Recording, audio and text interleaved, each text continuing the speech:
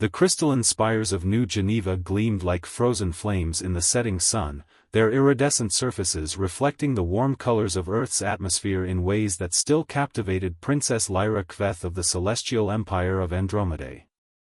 She stood at the viewport of her diplomatic quarters, her silvery skin catching the light as she contemplated the latest message from the High Council. "Your Highness," her aide, NX Lara, spoke softly from behind her. "The Council's demands are becoming more insistent." Lyra's four-fingered hand tightened almost imperceptibly on the datapad she held. The message was clear: choose a mate from among the noble houses, or risk losing her claim to the celestial throne. "They forget," she said, her melodic voice carrying a hint of steel, "that my mother chose me as her successor not for my ability to follow tradition, but for my vision of what our empire could become." The upcoming diplomatic gala would be yet another parade of suitors, each vying for the attention of the universe's most eligible royal. Lyra had already memorized their profiles: Lord Cax Vaughn of the Crystalline Worlds, Duke Merrix of the Stellar Academies, and a dozen others whose qualifications seemed to begin and end with their pure Andromedean bloodlines. "The human delegation has arrived early," NX Lara noted, changing the subject with practiced grace. "Their military attaché is particularly decorated. A Captain Marcus Hayes." Lyra's attention shifted to the brief profile displayed on her aide's tablet. The human's image showed a face carved by experience rather than privilege, with eyes that seemed to hold stories of both triumph and loss. His service record during the Nexus Wars was impressive, marked by strategic brilliance and unwavering courage. Schedule a preliminary meeting, Lyra decided. Their perspective on the proposed Joint Defense Initiative could be valuable. The meeting was set for that evening in the Diplomatic Corps' secure conference center. Lyra chose to wear her formal diplomatic attire, a flowing garment of liquid metal that shifted colors with her movements, but forgoed the traditional royal regalia. She had learned that humans often responded better to what they perceived as authenticity over pomp. Captain Marcus Hayes proved to be even more intriguing in person. He stood as she entered, and Lyra noted the fluid grace of his movement despite the gravity modulation that made Earth comfortable for her species.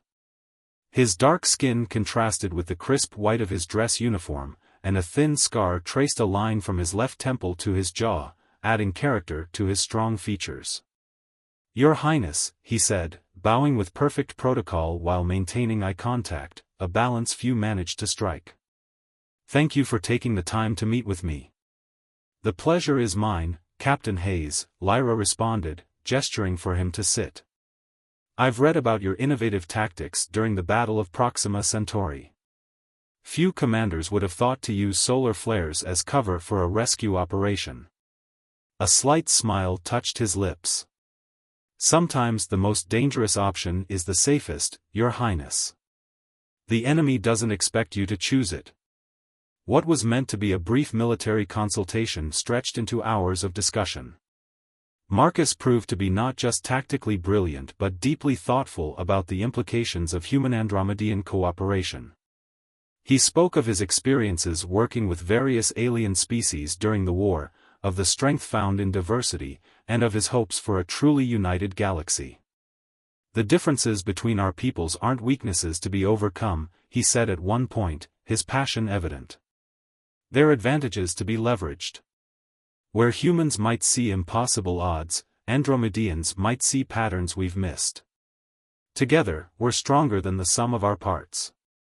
Lyra found herself sharing her own vision of the future, one where the rigid traditions of her empire evolved to embrace change rather than resist it.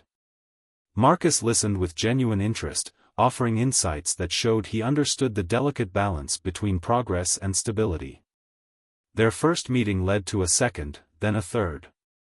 Official discussions of defense strategies began incorporating cultural exchanges, philosophical debates, and eventually personal stories.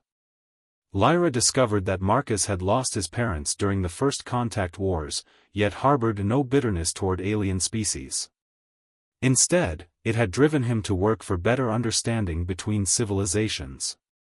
The diplomatic gala arrived, and while noble houses presented their suitors, Lyra found her attention repeatedly drawn to the human captain who stood quietly at the edges of the crowd, observing everything with those intelligent eyes.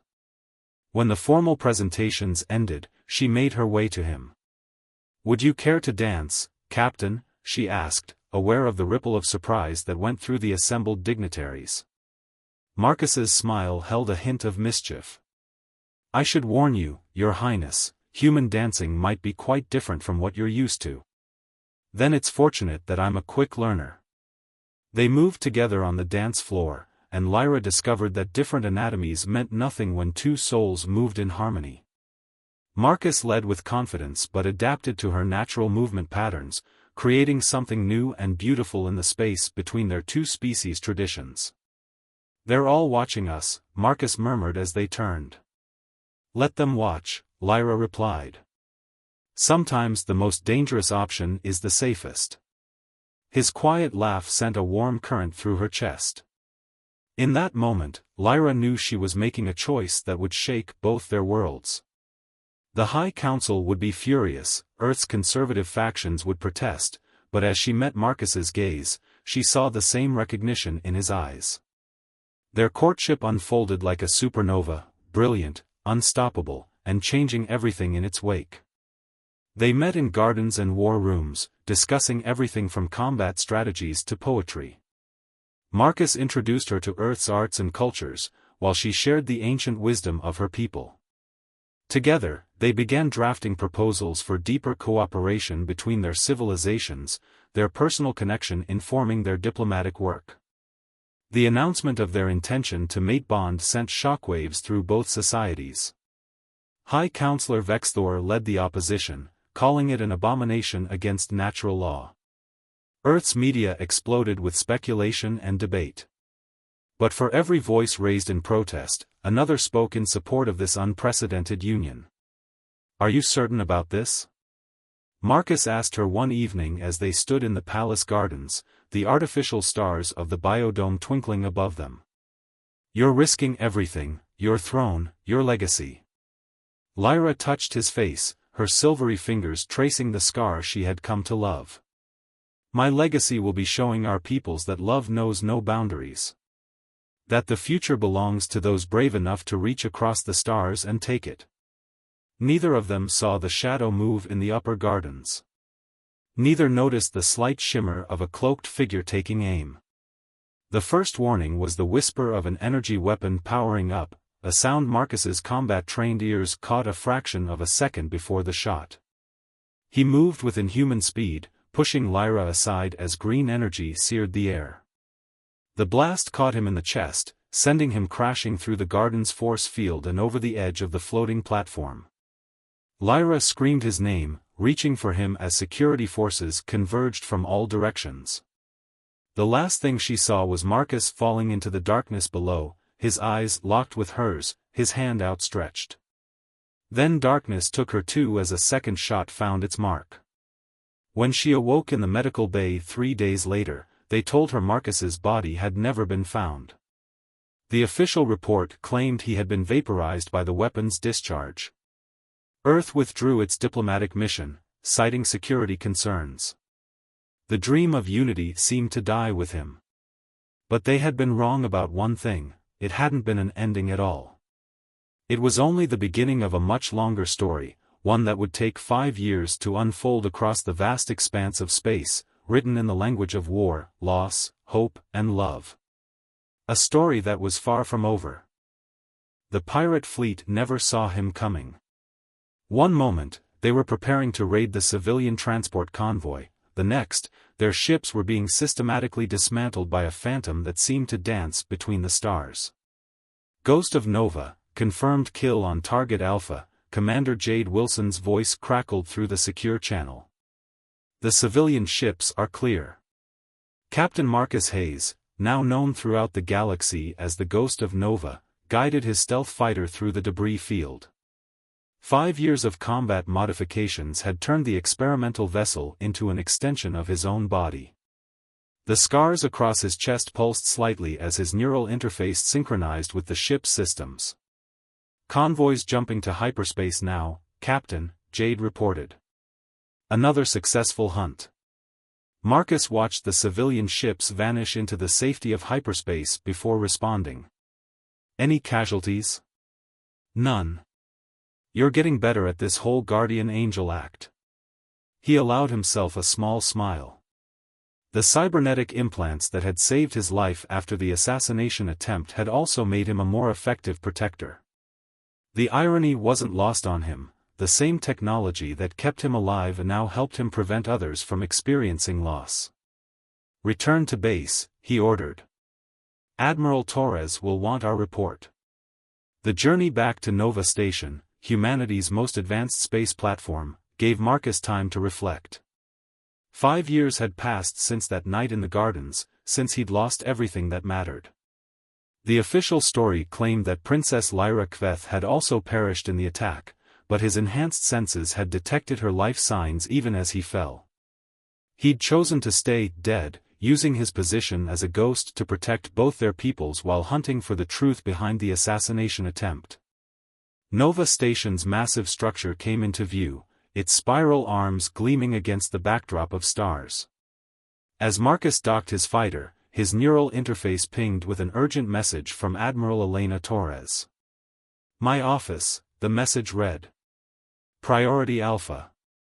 20 minutes later, Marcus stood before the Admiral's desk, noting the tension in her usually composed features.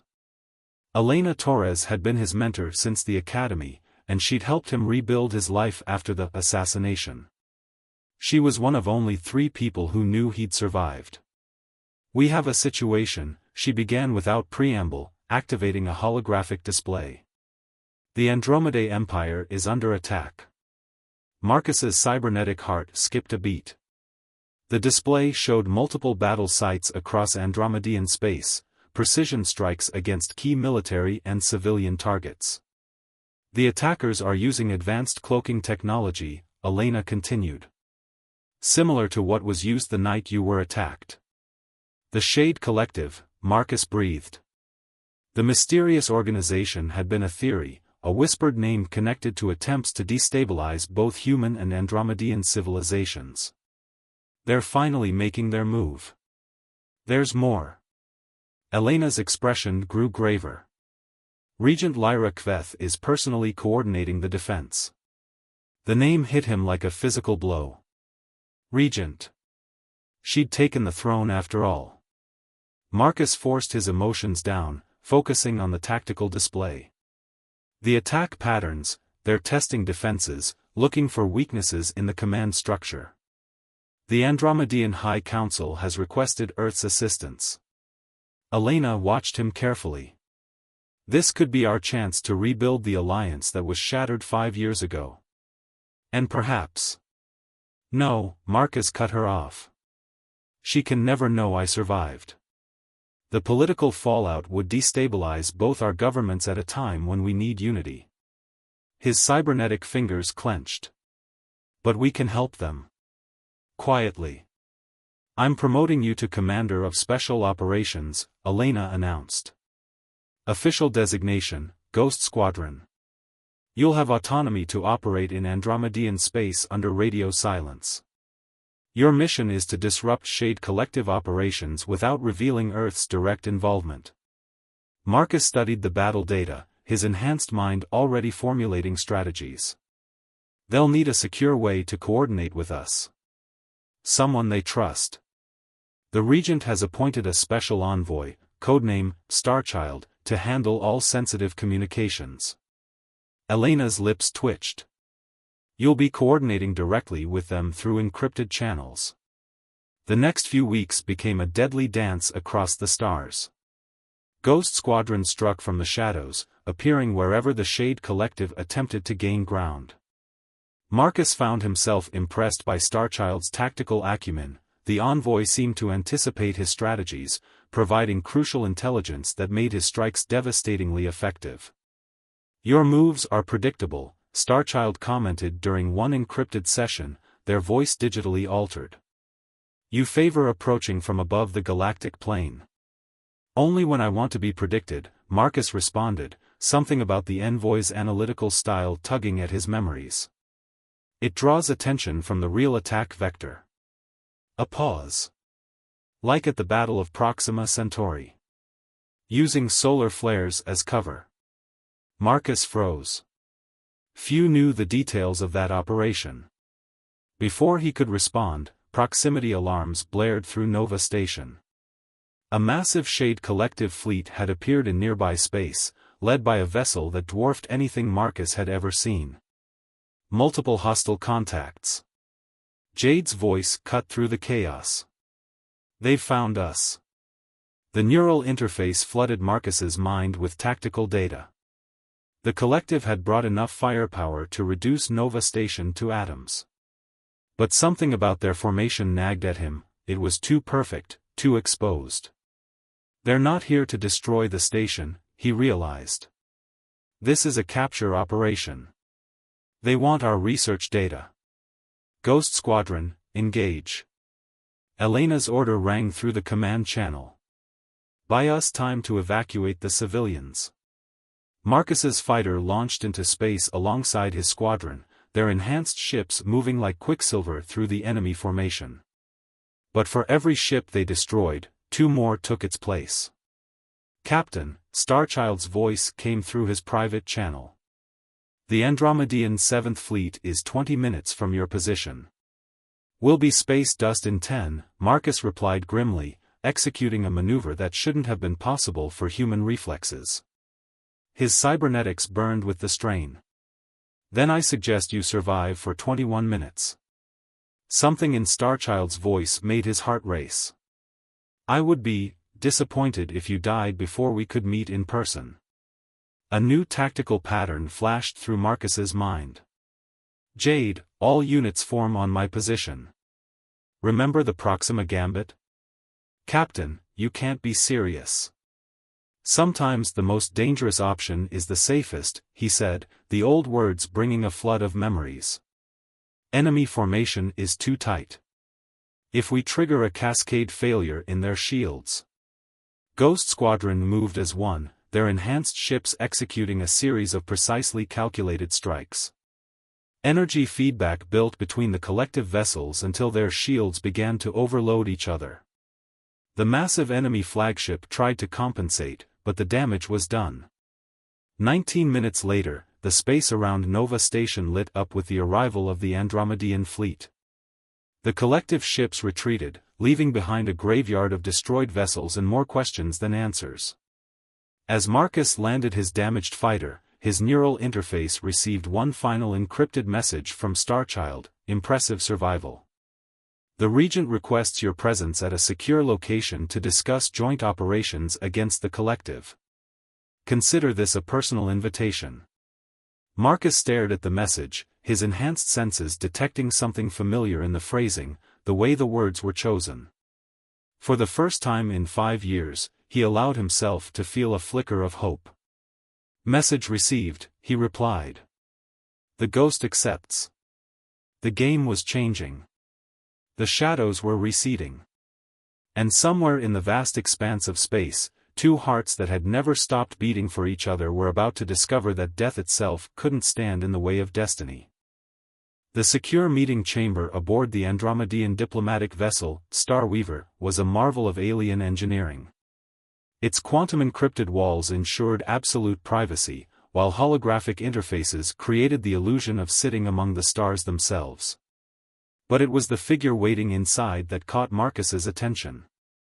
The diplomatic avatar used by Starchild was a masterpiece of misdirection, a shifting pattern of light and shadow that suggested a form without revealing it. Even Marcus's enhanced vision couldn't penetrate the technological veil. Ghost of Nova, the digitally altered voice greeted him. Your reputation precedes you. As does yours, Starchild. Marcus remained standing, his cybernetic implants scanning for any threats out of habit. Though I admit, most of it is whispers and speculation. A sound like crystalline laughter emerged from the avatar. Isn't that fitting? A ghost and a shadow, meeting to decide the fate of 2 civilizations. The holographic star field between them shifted to display the latest intelligence on Shade Collective movements. Marcus noted how the attack patterns had evolved, becoming more aggressive yet somehow familiar. They're following an ancient Andromedean battle doctrine, Starchild explained, manipulating the display with practiced ease. One that was sealed in the Imperial archives over a millennium ago. Marcus's cybernetic eye picked up subtle details in the tactical layout. These aren't just raids. They're systematic attempts to sever specific communication and supply lines. He gestured to several key points. They're trying to isolate your core worlds from Earth's territories. Precisely. But why? Starchild's avatar shifted, suggesting a thoughtful tilt of the head. The collective has shown they have the firepower to engage directly. Why this elaborate strategy? Because they're afraid. Marcus moved closer to the display, his hand passing through a holographic sun. Not of our military strength, but of something else. They're afraid of our peoples uniting again. The avatar went still. Like we almost did 5 years ago. The words hung in the space between them, heavy with unspoken meaning. Marcus forced himself to focus on the tactical display rather than the memories threatening to surface. The assassination attempt that killed Princess Lyra and Captain Hayes, Starchild continued, voice carefully neutral. It accomplished its goal, driving our civilizations apart when they were closest to true alliance. Marcus's cybernetic hand clenched involuntarily. And now the collective wants to ensure that can never happen again. They're not just fighting a war, they're trying to prevent a future. A future some of us still believe in. Starchild's avatar shifted closer. The Regent has never abandoned the dream of unity between our peoples. Even after everything. The next few hours were spent developing joint strategy, their minds working in an eerily perfect synchronization. Marcus found himself repeatedly impressed by Starchild's insight, the way they could anticipate his thoughts and complete his tactical analyses. Your command style, Starchild remarked during a discussion of fleet movements, it's unlike typical human approaches. You understand Andromedean thinking patterns. I had a good teacher, Marcus replied carefully. Someone who showed me that strength lies in embracing different perspectives. Days turned into weeks as they coordinated their forces against the collective. Ghost Squadron and Andromedean strike teams executed precision raids, disrupting enemy operations across multiple sectors. Each victory brought their peoples closer together, rebuilding trust that had been shattered 5 years ago. During one late-night strategy session, Starchild's avatar displayed an unusual flicker. The Regent wishes to know, what drives you, Ghost? Why risk everything to help us? Marcus considered his words carefully. Because I've seen what we can accomplish together. Because I've lost too much to let fear and hatred win. We've all lost something. Starchild's voice carried an echo of pain that the digital alteration couldn't quite mask. The question is whether we let those losses define us. Their conversation was interrupted by an urgent alert. A massive collective fleet had been detected on a direct course for the Andromedean colony world of New Haven. Home to millions of civilians, including a significant human population, it was a symbol of cooperation between their species. They're done with subtle approaches, Marcus observed grimly. This is a statement attack. They mean to destroy everything we've built together. The nearest Andromedean battle group is 3 hours away. Starchild's avatar pulsed with tension. Ghost Squadron can't handle a fleet that size alone. No, Marcus agreed, already formulating a plan. But we can buy time. Sometimes the most dangerous option is the safest, Starchild finished with him, causing both to pause in surprise. The silence that followed was electric. Marcus felt his cybernetic heart racing as his mind processed the familiar phrase. Before he could speak, Starchild's avatar flickered again. The Regent's personal flagship will arrive with reinforcements, they said quickly. She refuses to let New Haven fall. Until then, Ghost Squadron will hold the line. Marcus straightened, pushing aside his suspicions. We've faced worse odds. Have you? There was something in Starchild's voice, concern? Fear? The collective ships are using experimental weapons. Our intelligence suggests they can disable cybernetic systems.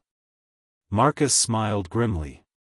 Then it's good thing I haven't forgotten how to fly the old-fashioned way. The next hours were a blur of preparation and combat. Ghost Squadron launched into battle against impossible odds, using every trick and tactic they developed. Marcus pushed his ship and his enhanced body to their limits, dancing through enemy fire to protect the colony's evacuation ships. Through it all, Starchild's voice remained in his ear, providing tactical updates and warnings. There was an intimacy to their communication that transcended professional cooperation, a sense that each understood exactly how the other thought. Enemy flagship is charging their main weapon. Jade's warning cut through the chaos. They're targeting the colony's atmospheric shields. Marcus's tactical display showed the impossible situation. The massive energy buildup would destroy New Haven's protective field, exposing millions to hard vacuum.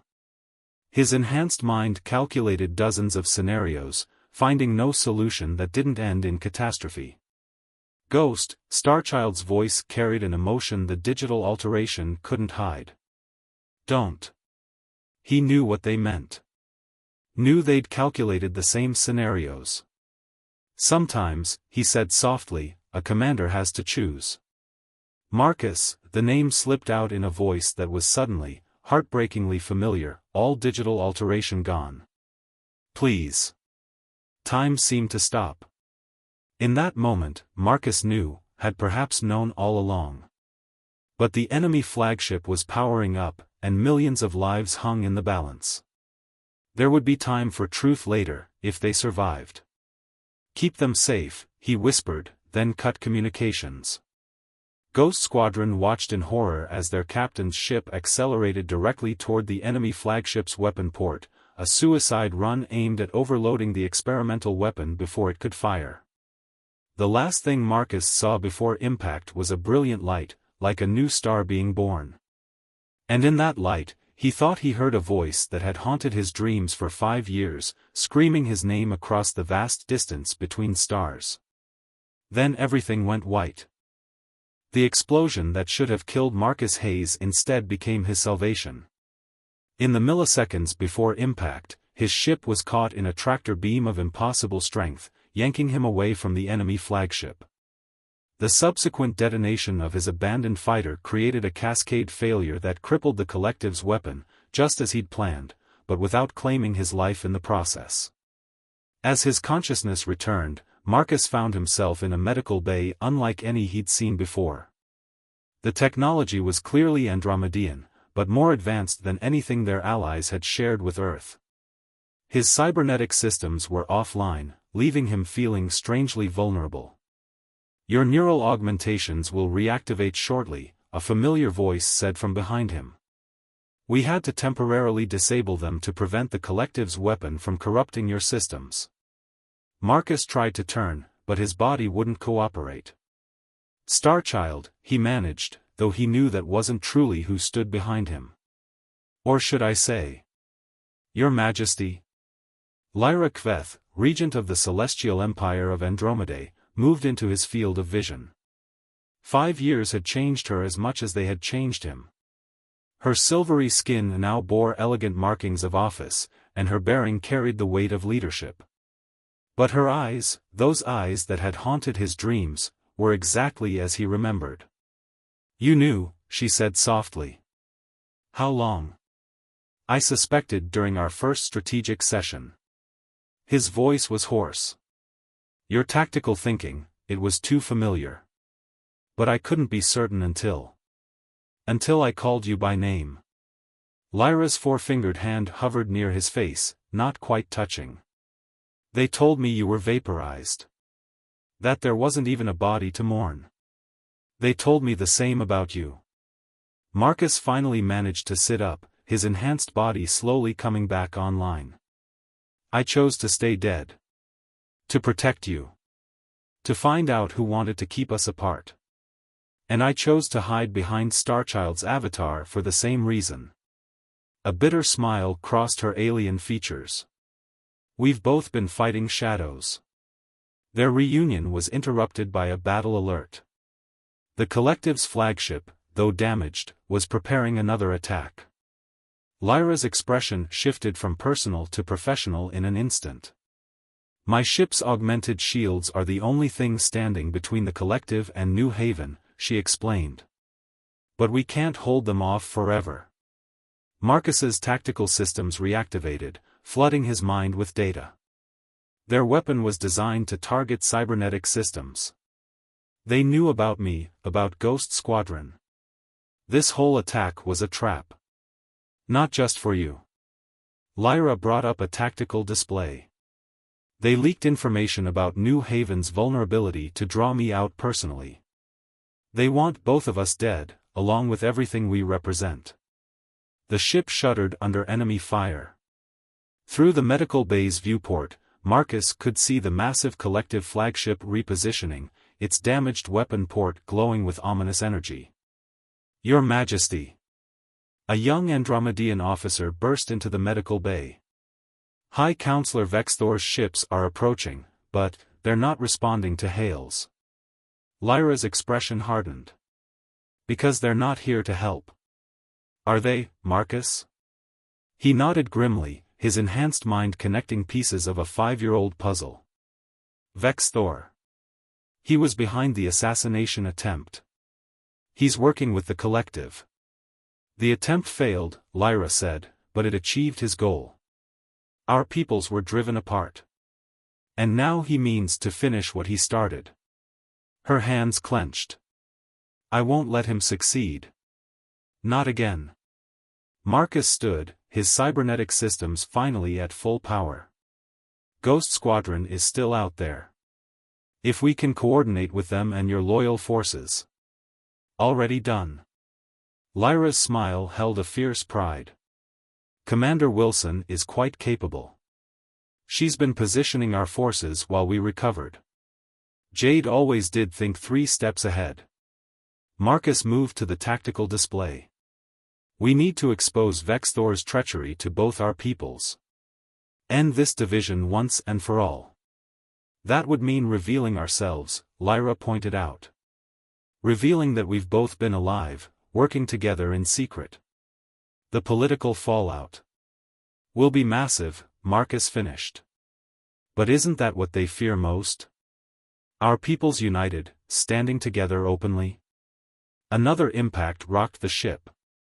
Through the chaos, Marcus and Lyra found themselves face to face, closer than they'd been in 5 years. The air between them crackled with unspoken words and unfulfilled promises. The collective's weapon, Marcus said suddenly.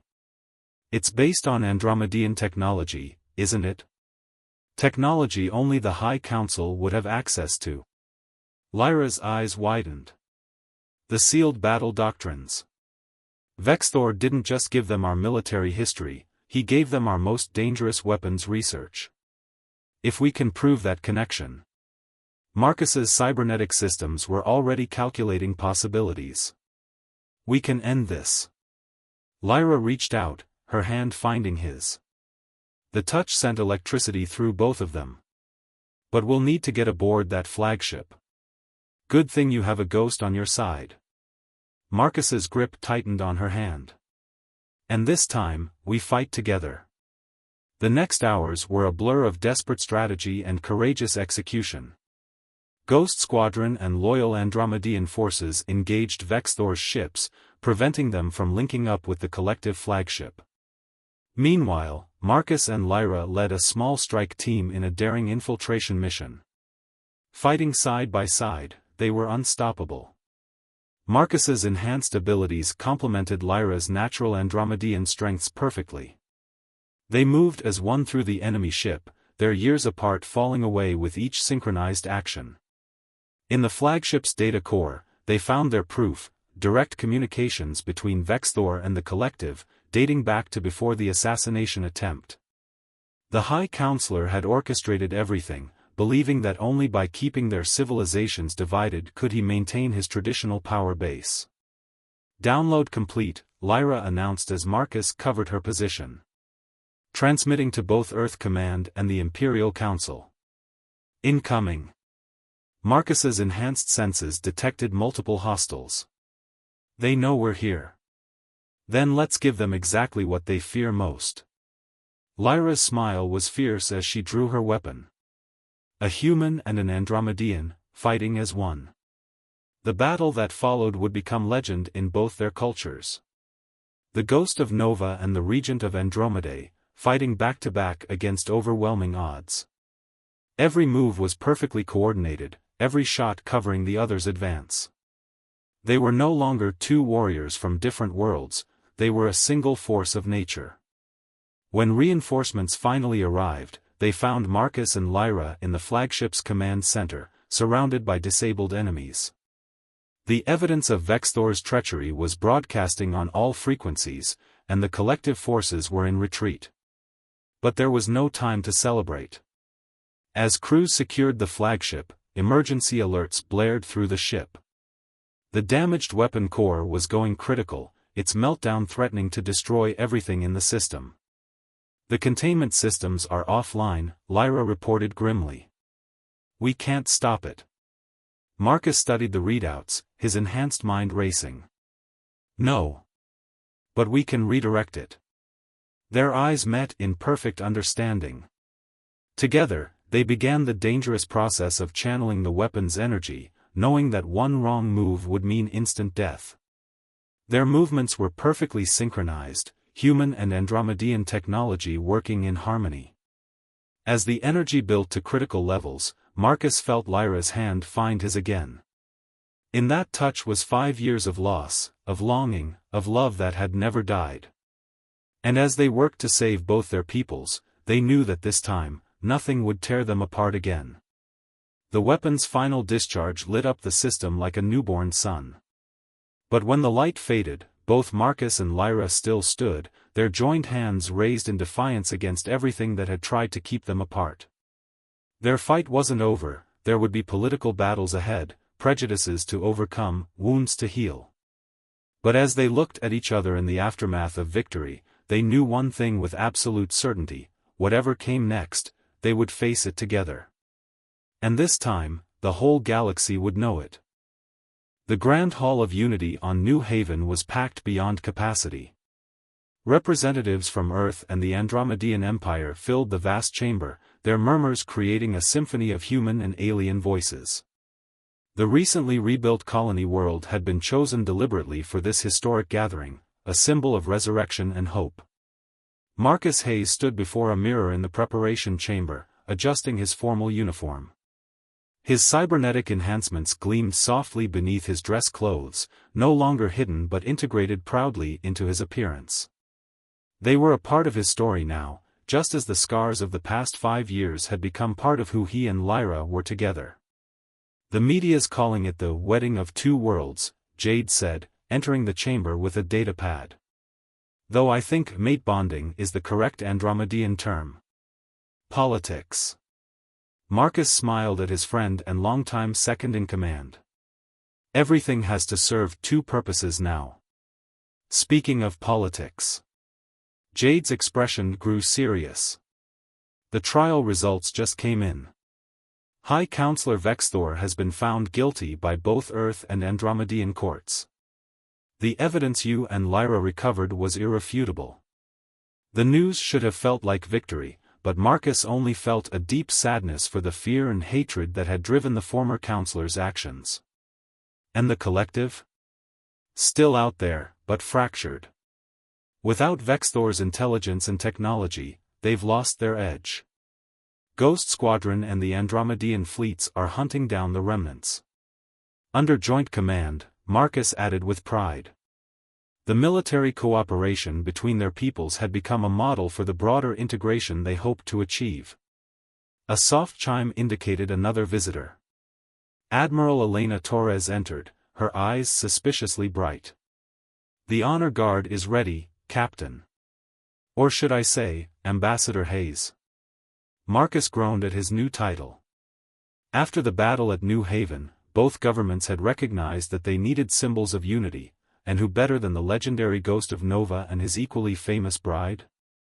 "How's Lyra holding up?" he asked, his enhanced senses automatically scanning for her unique biorhythms somewhere in the vast building. "Handling the Imperial Council better than you're handling Earth's bureaucrats," Elena chuckled. "She's turned most of her opposition into supporters. It turns out that saving an entire colony world while exposing a traitor does wonders for one's political capital."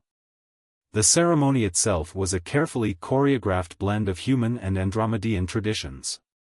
As Marcus walked down the aisle, he saw faces that represented the best of both civilizations.